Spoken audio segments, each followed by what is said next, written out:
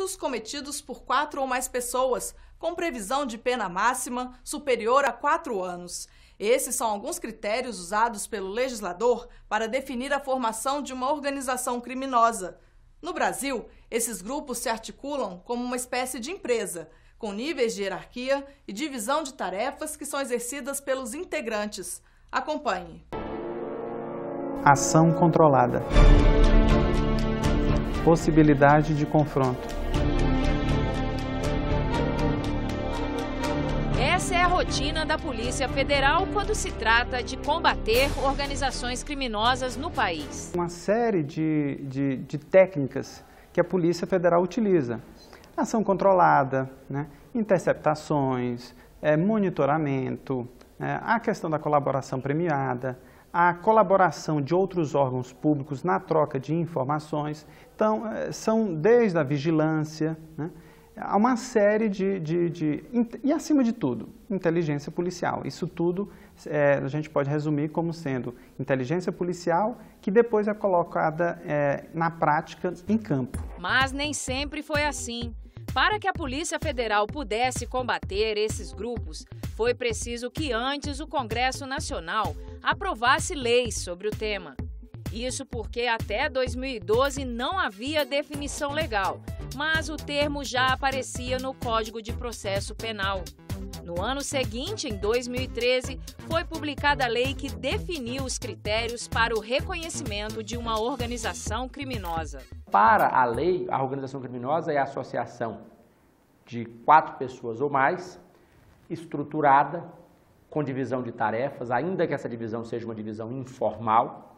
E o que é importante, que além do objetivo de vantagem, ou seja, toda organização criminosa visa a obtenção de vantagem indevida.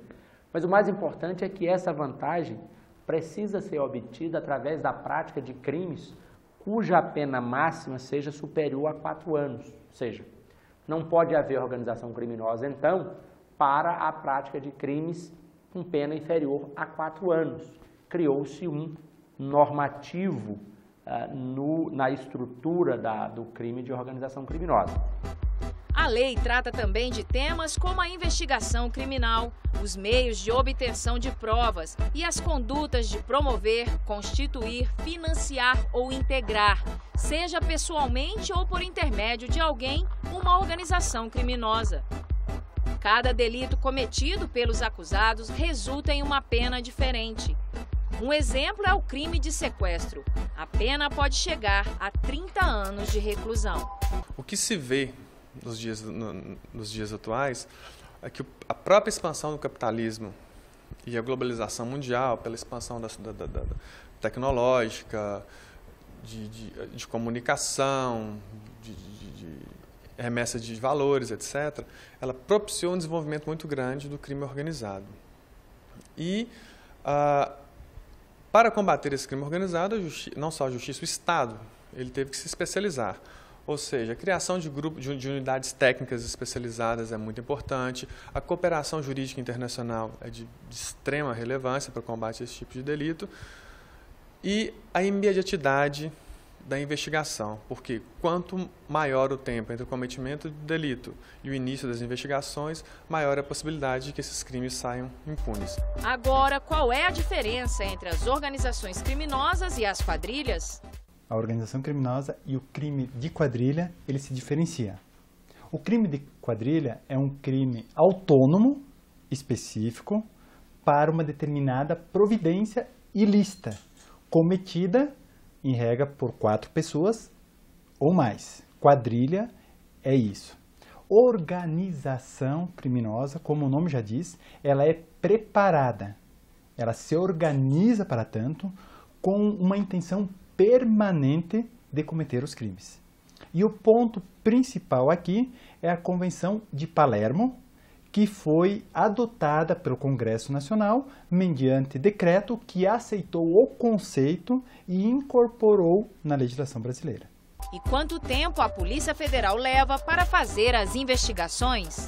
Existem muitas circunstâncias ao longo do trabalho investigativo que afetam esse time investigativo, né? Então, assim, a gente tem tanto casos de investigações policiais de crimes mais complexos que duram menos, ou seja, a gente consegue produzir uma prova qualificada num tempo um pouco menor, como casos de investigações, às vezes, de um objeto com um objeto menos complexo, que acabam durando mais por uma situação ou outra presente dentro do próprio interregno investigativo, né? Então, assim, por mais que a gente se esforce, hoje é muito difícil a gente estabelecer, olha, essa aqui 2 meses, essa aqui 8 meses, vai se fazer um investimento investigativo, né? Segundo especialistas, as organizações criminosas funcionam como uma grande empresa.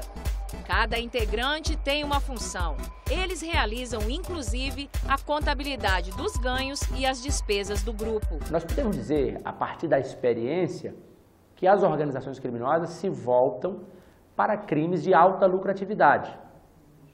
Dentre eles, o tráfico de entorpecentes é uma prática comum nas organizações criminosas, o tráfico de entorpecentes, o tráfico de armas, o tráfico de pessoas, sobretudo o tráfico de mulheres para fins de prostituição, são condutas com pena elevadas e que se valem dessa estrutura organizacional, quer dizer, uma pessoa se encarrega do recrutamento, a outra pessoa se encarrega da preparação dos documentos, a outra pessoa se encarrega do embarque dessas pessoas no Brasil, uma terceira pessoa no exterior se encarrega de recepcionar essas pessoas lá. Perceba que há uma divisão de tarefas. Mas para o presidente nacional da Associação dos Delegados da Polícia Federal, apesar de bem estruturados, alguns grupos também podem ficar em situação de vulnerabilidade. É nessa hora que entra o trabalho de investigação da Polícia Federal. Recentemente nós tivemos a Operação Monte Carlo, onde pessoas de uma organização criminosa imaginavam que a utilização de um sistema de telecomunicação internacional, né, impediria que eles fossem interceptados, né? E a polícia mostrou que não era verdade. Então, às vezes, essas organizações dificultam, buscam técnicas mais difíceis de serem monitoradas e vigiadas, mas sempre a inteligência e a tecnologia do lado policial avança para acompanhar esse tipo de investigação. Então, nós podemos dizer, até mesmo aquelas organizações que se preocupam em ter criptografia, em uma série, e a gente percebe que quanto mais poderosa economicamente, mais recursos para evitar seu monitoramento essas organizações vão ter. Por outro lado, também a inteligência da polícia vai avançando no sentido de superar essas barreiras e dificuldades. Mas retirar o dinheiro, ou seja, descapitalizar o grupo, é o melhor caminho. Organizações criminosas, você não combate mais com a visão de prisão. A visão é a visão capitalista, é a visão de descapitalizar. O que movimenta o poder dessas organizações vem do seu poder econômico.